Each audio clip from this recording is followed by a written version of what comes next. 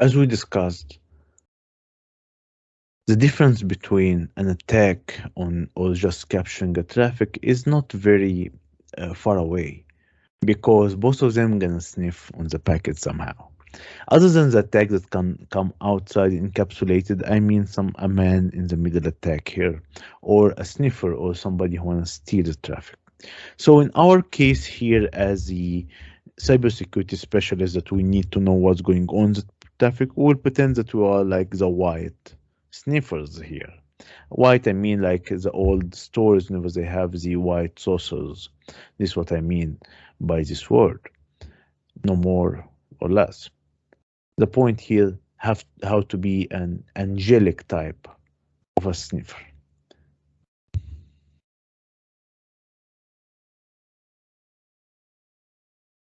As we discussed, the difference between an attacker, for example, somebody wanna steal or look at the traffic to steal something, and a security specialist who wants to know what's inside the traffic, is not far away. Both of them gonna sniff the traffic somehow. Look at the packets, see what's inside. One of them will use this traffic to be a man in the middle attack, for example, to do a man in the middle attack, or to just steal information. For the good guys, they will just sniff the traffic to see if everything is normal or not. But again, we need to know some sniffing tools. And most of the popular tools that we have in sniffing are the libcap library, or for Windows user, it's a WinCap. For Linux, it's libcap. It's a software that can go and try to capture packets from the network, from a network card or another device, or even an embedded system. Some project you can run WinCap on a small Raspberry Pi with two a network interface, and you can steal what's going on inside the packet. The LP cap, it's the same algorithm, but it runs on a Wi-Fi network. So if you have an open MAC address Wi-Fi antenna and you go to any coffee shop or any public Wi-Fi, you can actually use LP cap to see all the traffic. However, it could be considered illegal if you do any attack. Make sure whenever you test any security tool to comply with the law.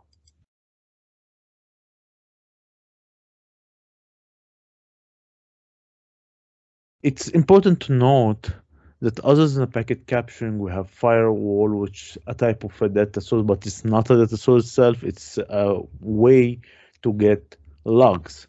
And the firewall, we all know what the firewall is, but I want to look at it from the data point of view. From the data point of view, it's just a device that have a user-defined rules of accepting, dropping, or forwarding packets. That's all what it does. And as a result of that, it creates log entries. And when the firewall does a log, whenever it detects or drops a packet, these are the two events or two triggers that a firewall can generate your log. If everything is good, firewall will not tell you anything.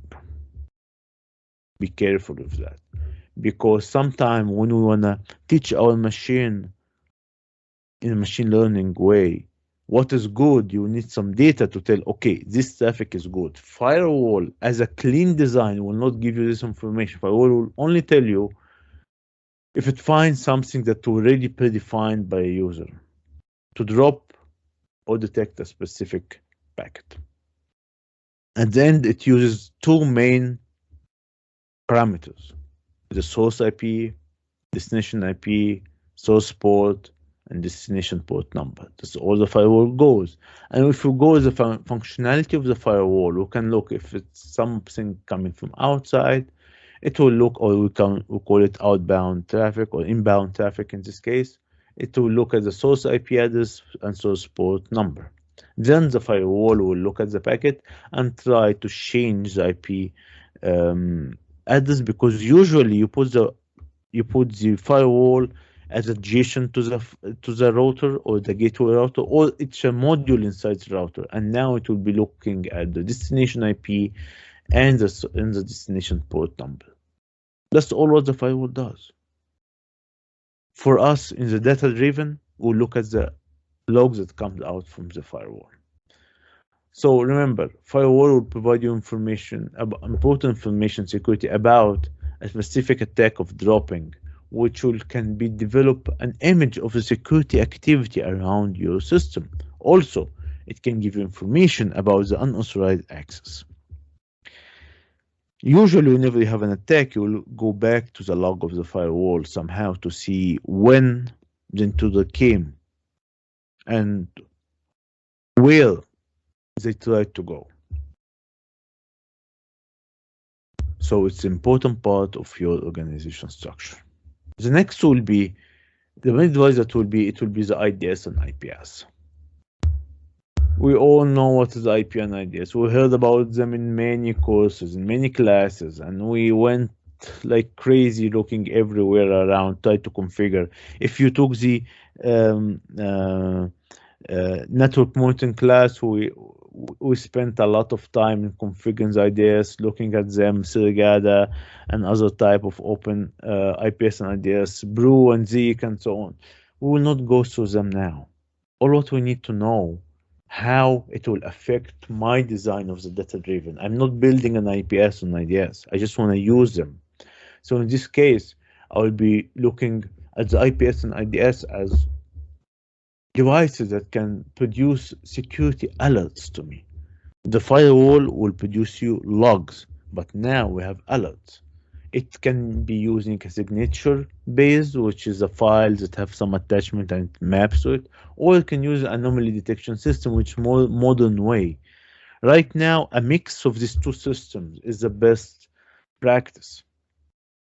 However, to increase or make it even more smarter, we need to apply something like a behavior-based detection. Not only anomaly, but also a behavior. We teach the system how to look at the behavior of a user, behavior or specific stream of data using big data and data analysis. And this is where we're going to play in this course. There's some tool for cloud and machine learning like Hadoop and Spark. I recommend you please go and get some more information about Hadoop and Spark. I will not give it to you an assignment because you are already good students and you will spend some time to discover at least what is Hadoop or what Spark. Expect that I might ask you in the next sessions what is the Hadoop and Spark, and I'm expecting you all want some time to understand what is this system or just give a general idea what is Hadoop and Spark.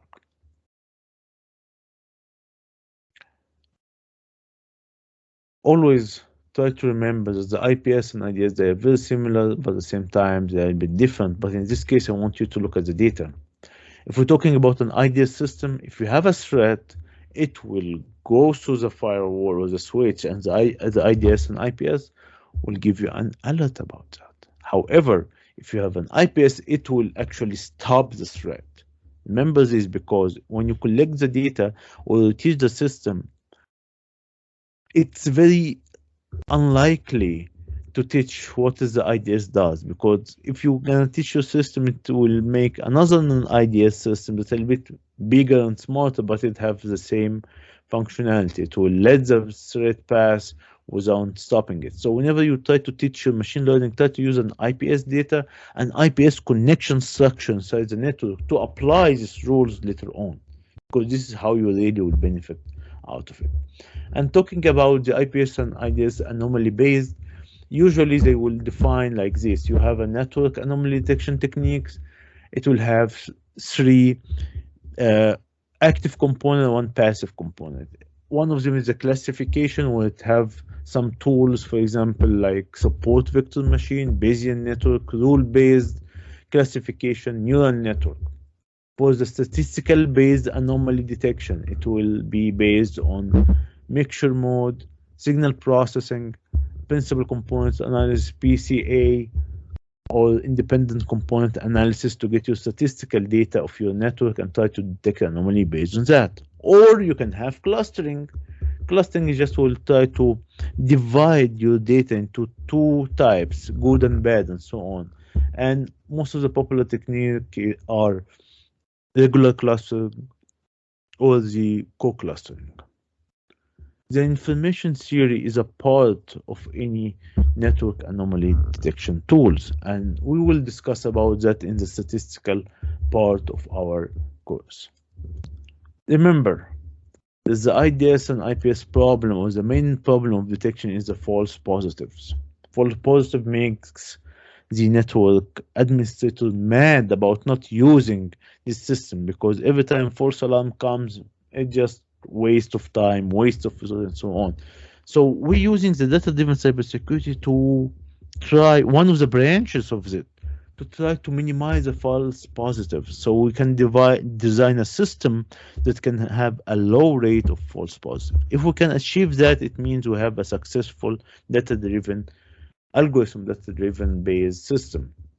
Also, for automated decision making, we need a machine learning. The machine learning will be needed anyway. So after we get the data, we get all our machine learned how to use what is a good behavior, what is a bad behavior. We need machine learning at the end to get a right decision, because data driven at the end, how to get the right decision. Application data.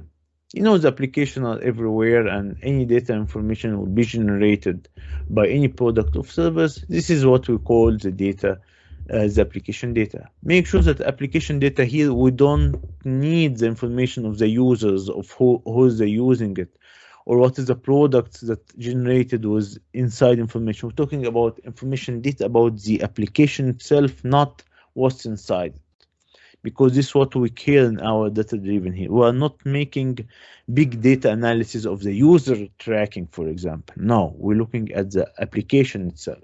And here we'll be looking at the application logs, for example, the anomaly logs, the system crash logs, the routine monitoring, or even keep alive signal. It's like a heartbeat that goes between application to make sure that your system is up and running sustainably and continuously.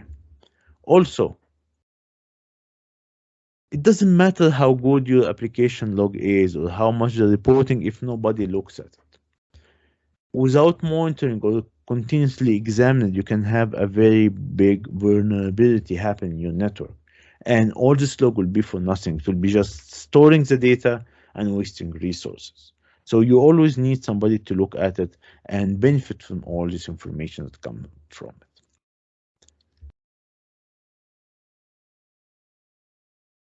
Another part that we can give our data, which actually a data source, as we already agreed, is the operating system. The operating system is a program that manages all the computer resources, especially the allocation of these resources among other programs, including on the hardware level, so drivers, software level, and framework level. And whenever we talk about the OS, it's usually this is where your vulnerability happens. Most of the attackers will target the mistakes or misconfiguration or the lost updates of the operating system. Most of the operating system will build very fast, just time for market and so on. So they have a lot of bugs inside and a lot of backdoors and so on. And this is where the hackers try to go through to reach your system. Because at the end, it will look at the packet creation and the decapsulation, because all OS does packet encapsulation and decapsulation while it turns away. So while this process goes, you can actually push something to destroy the network. Also, because of all these imperfections that we have in the OS, on an OS system of any machine, we usually will have a host-based firewall on every machine, like you have in Windows and Linux and so on. Usually it's the target of the attacker, so make sure that your firewall is configured correctly. For example, one of them to stop the advertisement of the location of the machine of the network, for example. Windows shared media service and so on. Don't put a service that you don't need on your OS. Turn it off. If you have a station which is a server, why you need the Bluetooth system to be on it? Make sure you turn it off and so on. Also, the operating system will generate you some event log, and this event log will be important from the access level, application level, and system level. Even system crashes can be reported. Remember, this functionality of the OS is built on the port number and the vulnerability attached to it. Any attack will end up with some operating system have been compromised. Remember that. Also, sending and receiving network data happens on the OS, not only the router.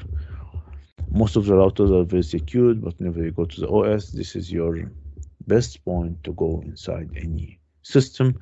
And this is why we're going to conclude here. And we're going to say that, remember, the network packet is one of the main data sources that you have in system. There's another devices that are not data source. For example, some of them are log producers. The other one is alert generator device.